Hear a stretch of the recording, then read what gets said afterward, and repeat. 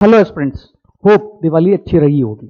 जो हमने series start की थी कि कैसे यूपीएससी के क्वेश्चन को सॉल्व करना है, उसी को हम कंटिन्यू करते हैं। दिवाली के बाद जाहिर सी बात है साइकोलॉजी में जो है वो एटीट्यूड जो है प्रीलिम्स की तरफ शिफ्ट होना चालू हो गया है और कहीं ना कहीं फियर आ रहा है, कहीं ना कहीं फोमो आ रहा है और वो आना जाहिर सी बात है। इस सीरीज में वो भी डिस्कस करेंगे और आज हम डिस्कस करेंगे एटिमोलॉजी और एटिमोलॉजी से क्वेश्चन कैसे किया जाता है। अगर हम बात करेंगे तो आप में से जो है कई एस्पिरेंट्स जो है कहीं ना कहीं इन तीन कैटेगरी में फॉल कर रहे होंगे। पहले कैटेगरी के वो लोग जिनका फर्स्ट अटेम्प्ट है, दूसरी कैटेगरी के वो लोग जो 3 या 4 अटेम्प्ट दे चुके हैं फिर भी जो है प्रीलिम्स नहीं हो रहा है। सेकंड कैटेगरी के वो लोग जिनका प्रीलिम्स निकला है या जिनका कट ऑफ मार्जिन जीएस में काफी अच्छा रहा है परंतु सीसेट जो है वो क्लियर नहीं कर पा रहे। तो इसमें जो कैटेगरी 1 है और कैटेगरी 3 जो है उनके लिए हाई टाइम है कि उनको एक अच्छा खासा टाइम प्रीलिम्स के लिए देना स्टार्ट कर देना चाहिए, चाहे कंटेंट के लेवल पर चाहे प्रीलिम्स के थॉट के लेवल पर। ये जो लोग हैं वो थोड़ा अफोर्ड कर सकते हैं कि मिनिमम कम टाइम देकर मैक्सिमम फोकस अभी मेंस पर करके फिर थोड़े टाइम बाद जो है वो प्रीलिम्स की तरफ आ सकते हैं।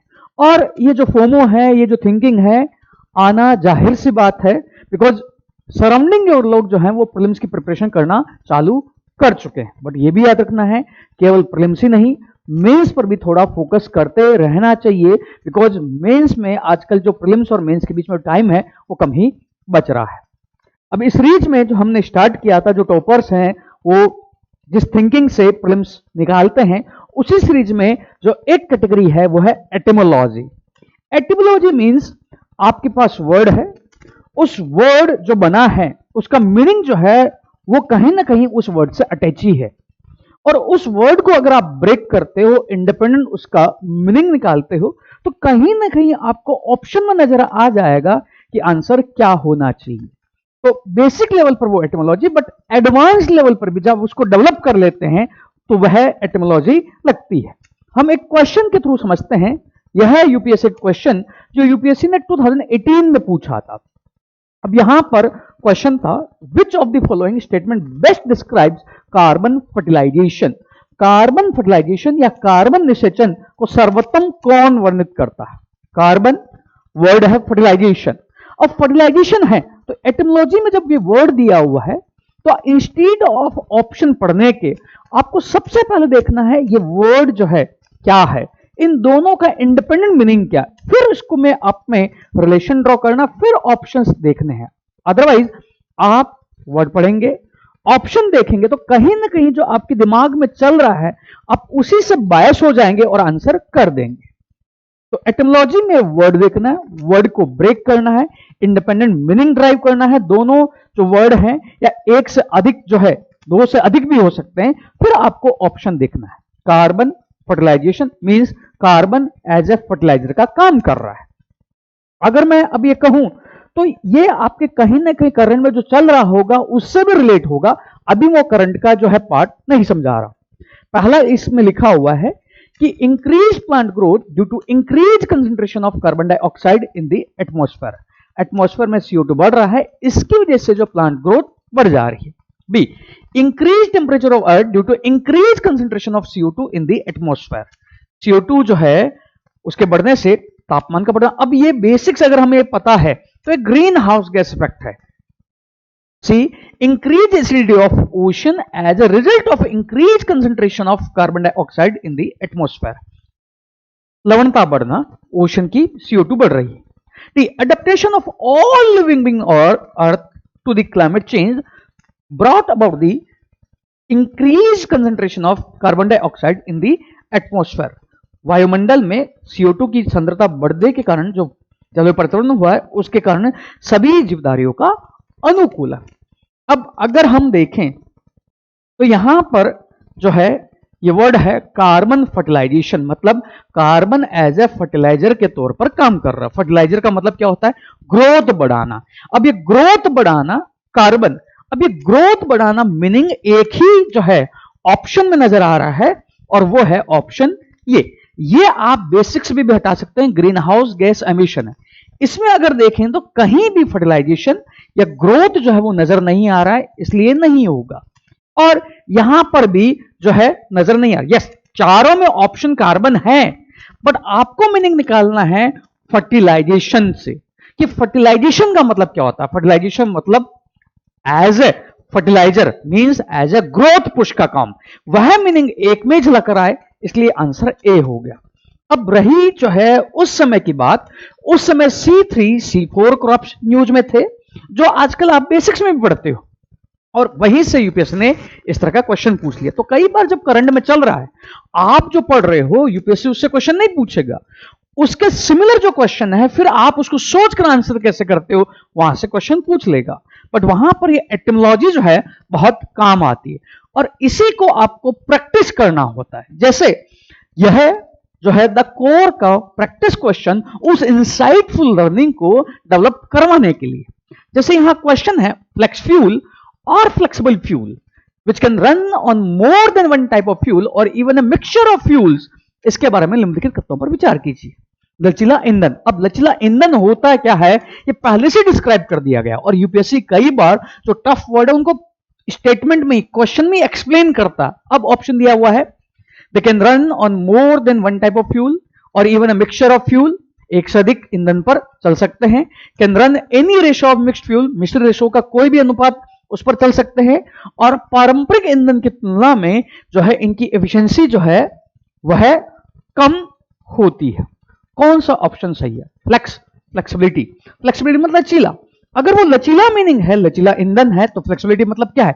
मिक्सचर कोई भी होगा। तो उस थिंकिंग से 1 और 2 दोनों उस थिंकिंग से निकल रहे हैं, आंसर सही होंगे। ये एटिमोलॉजी है जो आपने बनाई है, अगर वैसा होगा तो यहां पर जो है इसके अकॉर्डिंग आंसर ये होना चाहिए, आंसर ये होना चाहिए, मतलब आंसर ये हो सकता है, या आंसर जो है वह यह हो सकता है।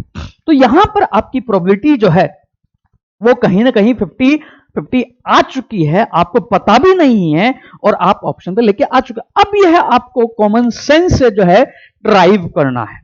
अब आप बायोफ्यूल सुनते हो, और बायोफ्यूल की जो एफिशिएंसी है वो कन्वेंशनल के मुकाबले कम है। अब वो अगर थिंकिंग आपको पता है तो इस फ्लेक्स फ्यूल से भी आप सोच सकते हो यह सही होना चाहिए। तो यह एटिमोलॉजी नहीं, ये कॉमन सेंस से आपको सोचना है, और आंसर क्या हो गया? 1, 2, 3। अब ये तो बेस लेवल का एटिमोलॉजी हुआ। अब मैं इसका एक और एडवांस जो द कवर मेंटोरशिप में उसको कंसोलिडेट करवाया जाता है, वह क्वेश्चन आपको देता हूं। आपको उस पर सोचना है और आपको उस पर एटिमोलॉजी लगानी है, और आंसर जो है ड्राइव करने की कोशिश करनी है कि उसका आंसर जो है क्या होगा। आपने नहीं पढ़ा है, बट फिर भी उसका आंसर जो है आपको लेके आना है, तभी वो जो है एटिमोलॉजी वर्क करती है, तभी आप जो है उसको सीख पाते हो कि आंसर क्या होगा। फॉर एग्जाम्पल यह क्वेश्चन, इसको आपको सोचना है और इसको सोचकर आंसर करना है। एग्जाम में यह याद रखना है, कई बार जब पीवाईक्यू देख रहे हो तो आपको आंसर इतना रट्टा हो चुका है, जब हम एटिमोलॉजी बताते हैं, जब कहीं भी आप एटिमोलॉजी लिखते हो तो आपको लगता है रिवर्स इंजीनियरिंग का आंसर सही होगा। मजा तब है जब आपने सीख लिया और अननोन क्वेश्चन पर आप अप्लाई कर रहे हो और वास्तव में वहां सही हो रहा है। तो यह क्वेश्चन है जहां पर जो है हिस्सेदारी के प्रमाण, प्रूफ ऑफ स्टेक जो है उस पर क्वेश्चन पूछा गया है, और इस आंसर को आपको करना है। आप थोड़ा टाइम ले लीजिए, पढ़ लीजिए क्वेश्चन, और उसके बाद इसका आंसर कीजिए, और फिर मेरा जो थॉट है उससे मैच करवाइए। जैसे क्वेश्चन में क्या बोला है? Best reflect proof of stake often talk about in media recently with reference to cryptocurrency. Cryptocurrency context में प्रूफ ऑफ स्टेक वर्ड है हिस्सेदारी का प्रमाण। स्टेक मतलब हिस्सेदारी है, प्रूफ मतलब प्रमाण, प्रमाण मतलब सत्यापन करना। तो आई डोंट नो, मुझे आंसर नहीं पता है। स्टेक मतलब मेरा इन्वॉल्वमेंट है, ये मतलब हुआ स्टेक का। तो प्रूफ का मतलब आप सत्यापित कर रहे हो, किसी चीज की क्या कर रहे हो? जांच पड़ताल कर रहे हो, यह मतलब हुआ। अब आपको ऑप्शन पढ़ना है, और ऑप्शन में ये जो दो थिंकिंग है उसको सर्च करना है, वो आंसर क्या होगा। अगर आप जो है पीवाईक्यू देख कर बनाते हो, अननोन क्वेश्चन पर लगाते हो, तो एग्जाम में एक्चुअल में बैकफायर कर जाता है। बट इसको आपको सीखना है। धीरे धीरे वही इनसाइटफुल लर्निंग है जब आप इस थिंकिंग को कई बार एक्सट्रीम लेवल पर ले जाकर भी आंसर ला सकते हो। पहला ऑप्शन है, नेटवर्क में आम सहमति और सुरक्षा प्राप्त करने के लिए एक केंद्रीय अभिकलनात्मक खनन, a central computational mining for achieving consensus and security in the network. Second है, अब यहां पर आपका क्रिप्टो पता है तो क्रिप्टो डिसेंट्रलाइज होता है, उस थिंकिंग से भी आप जो है कर सकते हैं, एक साट सकते हैं सेंट्रल कंप्यूटेशन, और वहां पर भी आप में कंसेंसस है तो कंसेंसस मतलब प्रूफ हो गया। अब यहां पर स्टेक कहां है, सारे जो स्टेक होल्डर हैं, अगर क्रिप्टो है, नोड्स हैं, तो उनका स्टेक कहां है, स्टेक वर्ड तो मिस ही हो गया। बी ऑप्शन है डिसेंट्रलाइज कंसेंसस, डिसेंट्रलाइज है मतलब क्या है, नोड्स शामिल है। mechanism that require network member to expend effort in solving an encrypted number, यहां पर विकेंद्रीकरण सर्वसम्मति मतलब स्टेक है, जिसके लिए नेटवर्क सदस्यों को एक कूट संख्या को हल करने में प्रयास करने की आवश्यकता होती है। अब वो कूट संख्या में प्रयास हल कर रहे हैं तो कहीं ना मतलब क्या दे रहे, प्रूफ दे रहे, तो आंसर में भी हो सकता, I don't know. Crypto network के सभी नोड्स को शामिल करते हुए ऊर्जा कुशल सत्यापन विधि, अब यहां पर क्रिप्टो करेंसी के बारे में बोल रहा है, जनरलाइज बोल रहा है, और यहां पर यह पर्टिकुलर कर दे रहा है एनर्जी के कंटेक्स्ट में। यस, यहां पर वैलिडेशन आ रहा है, यहां पर स्टेक आ रहा है, मतलब प्रूफ आ रहा है, यहां पर जो है सभी नोड शामिल हो रहे हैं, प्रूफ आ रहा है, बट रेस्ट्रिक्ट हो गया है, जबकि यहां पर वर्ड क्या है, वाइड है। तो इन दोनों में अगर मुझे ऑप्शन चूज करना पड़ा तो बी ही चूज करूंगा क्योंकि वाइडर है, नैरो नहीं। D, a digital currency in which transactions are verified and record maintained by a decentralized system using cryptography, एक डिजिटल मुद्रा जिसमें लेन देन सत्यापित होते हैं, ठीक है, प्रूफ है, और कूट लेखन का उपयोग करके विकेंद्रीकरण प्रणाली द्वारा रिकॉर्ड बनाए जाते हैं। अब यहां पर ठीक है, एक पार्ट तो हो गया है कि डिजिटल करेंसी है उसमें वेरीफाई होते हैं मतलब प्रूफ हो रहा है, and records are maintained by a decentralized system, but यहां पर कहीं भी वो रिकॉर्ड जो है इस वर्ड में नहीं है। अब आपको चूज करना है बी, सी आप हटा चुके, ए हटा चुके, बी और डी, बट यहां पर क्लोजली मीनिंग जो जा रहा है वो इसके जा रहा है, तो आंसर इसका क्या होना चाहिए, बी होना चाहिए। और यह जो थिंकिंग आपको डेवलप करनी होती, यही जो थिंकिंग है 30 के बाद की फाइट है, यही जो थिंकिंग है आपको क्लोजली आपका जो कट ऑफ है उसको जो है क्रॉस करने में हेल्प करती है। और इसी कारण जिनका फर्स्ट हो रहा है, जिनका बार बार यूपीएससी का प्रीलिम्स हो रहा है, वो इसी थिंकिंग की वजह से हो रहा है। तो यह जो थिंकिंग है वो स्लोली एंड स्लोली डेवलप होती है और उस पर आपको काम करना है।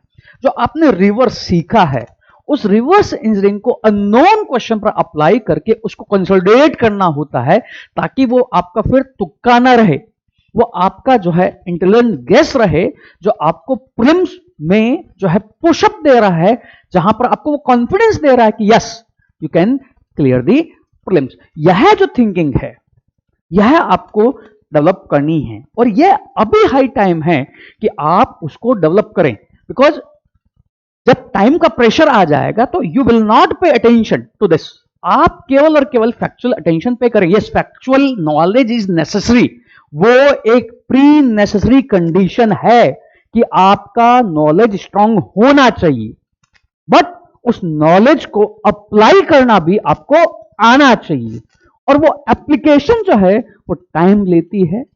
कार चलाना या गाड़ी चलाना या स्कूटी या बाइक चलाना आप एक दिन में नहीं सीखते हो, टाइम लगता है, because all those are skill. Similarly this aptitude भी स्किल है और इस पर आपको काम करना है। नेक्स्ट में हम जो है टाइमलाइन और टाइमलाइन को कैसे अप्लाई करते हैं उसको देखेंगे और इस थिंकिंग को समझेंगे। Thank you.